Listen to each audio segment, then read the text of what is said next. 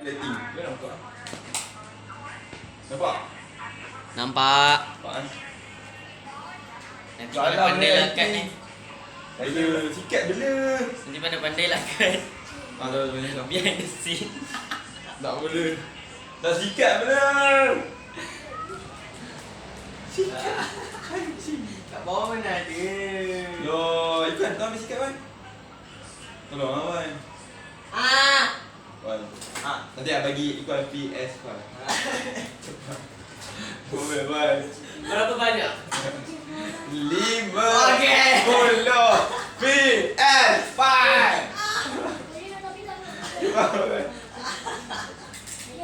Betul. Aduh. 1, 2, Apa? tutupan. Kat ni.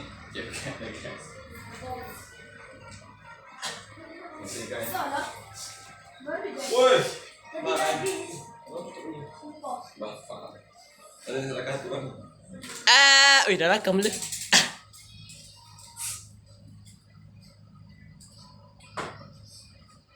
Kalau storage tu 7,000 orang kelakar. Bandi hantar kat ni Telegram. Kan, pening kamera.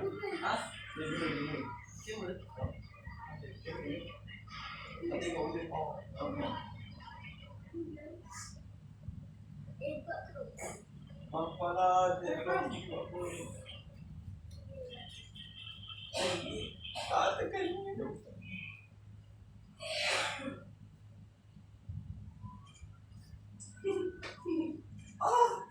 Tak mati.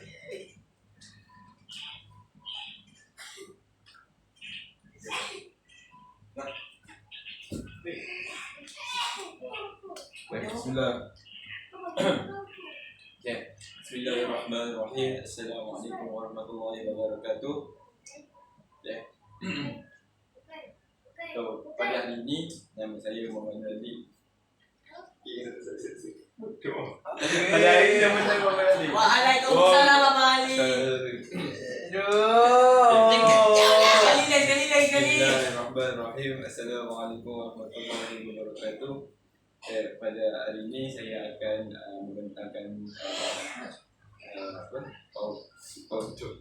Lagi sekali.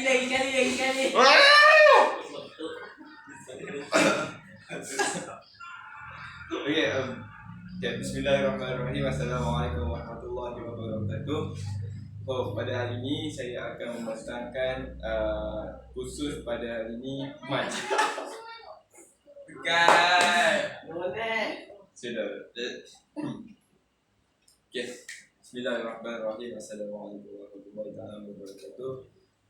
Pada hari ini khusus yang akan saya membentangkan adalah power system DET 300 So, nama saya Muhammad Nabi bin Khairi. Nombor saya 03 DET 21 F110 dan kos saya ni adalah kos engineering elektrik.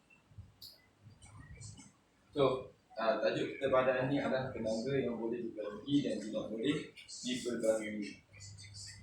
So, tenaga yang boleh diperbarui yang saya ambil adalah hydro plant. So, kat gambar aja ni apa yang kita boleh nampak, hydro plant ni menggunakan satu sumber dari mana sumber menjadi iaitu air. Air ni akan melalui daripada tanah ni akan pergi ke turbine. Turbine ni ada turbine dalam tu kan. So turbine tu dekat sini lah sampai bawah. So dah akan turun sampai ke sini dan akan merusakan turbine tu. Asal lah ada. Okay. Dari sini dia akan turun ke sini dan dekat turbine tu dia akan berputar dengan laju dan menghasilkan satu tenaga elektrik dan menghantarkan transmission. So lepas transmission tu ada sambungan-sambungan ni lah. So lepas dah buat tu dia pergi di kereta dan air yang telah guna tu akan masuk balik ke sungai yang mengalir tadi lah. Jadi kita akan tunjukkan yang lebih detail dalam kan. So air tu dia orang lihat air tu masuk balik ke dalam saluran. Saluran tu dia akan pergi ke turbin. Turbin tu dia akan pusing dengan laju, dan pusing dengan laju akan menghasilkan satu tenaga daripada generator, dan generator tu akan pergi ke transformer dan membuat step up untuk menghasilkan tenaga lebih banyak dan menghantarkan transmission. Dan air tersebut akan pergi ke semula ke sungai yang kita ambil tadi. Seterusnya kita akan mengulas tentang kebaikan dan keburukan tenaga boleh dibagi dan tenaga tidak boleh dibagi. So di sini kita harus membandingkan.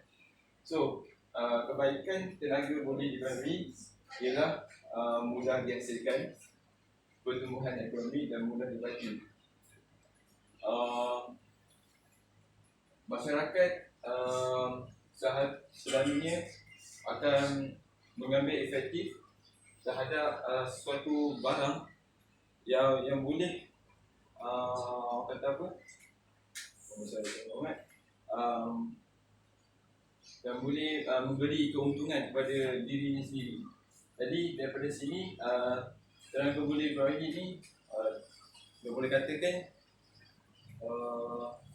barang tu kita tak payah nak menghasilkan ke apa, kita cuma tunggu pada musimnya dan kita gunakan dia. So pertumbuhan ekonomi ni macam lebih kepada masyarakat.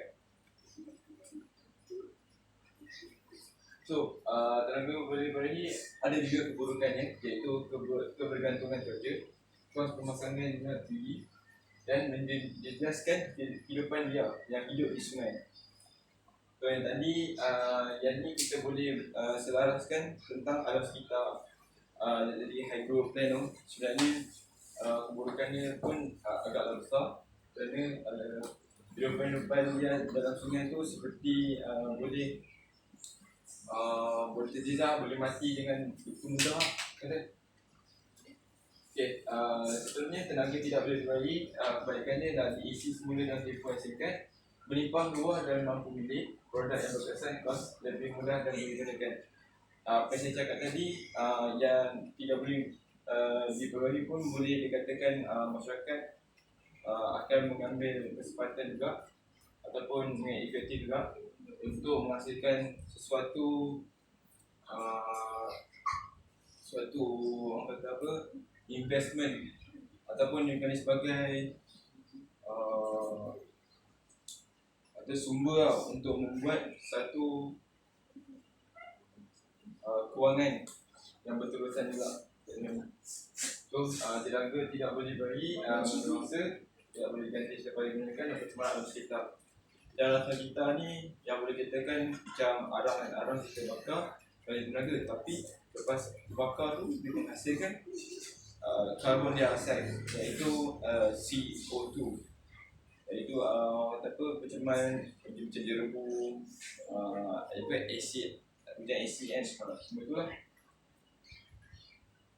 So kepentingan tenaga yang boleh diberi adalah kos penyegaran yang rendah, tidak menghasilkan pencemaran dan sumber percuma. Di mana kita boleh kaitkan dengan sekitar, kos penyegaran yang rendah tidak membabitkan alam sekitar tu dengan teruk, dan tidak menghasilkan pencemaran ni adalah satu kebaikan juga lah untuk alam sekitar pada haiwan-haiwan yang berada di dalam hutan itu.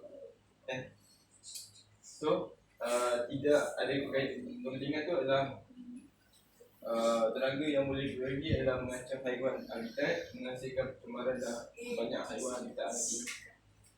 Mengancam haiwan habitat ni macam tempat tinggal dia. Kalau kita asyik potong sana, potong sini, korek sana, korek sini kan. Jadi tempat tinggal dia mungkin kita yang korek ataupun kita potong tu ada tempat tinggal dia. So pencemaran juga boleh terjadi kerana hydroplane pun adalah salah satu punca di mana air di sungai itu tidak neutral orang kata. Okay? Dan banyak haiwan tak mati seperti yang kita tahu, wind turbine iaitu kincir angin yang kita guna untuk masa tenaga akan membunuh burung-burung yang berterbangan yang tidak bersalah. Macam kita tahu kan, turbine tu besar tu. So mungkin dia tak nampak dan kita lihat sama-sama. Okay. Sekian, terima kasih. It's a wrap, guys.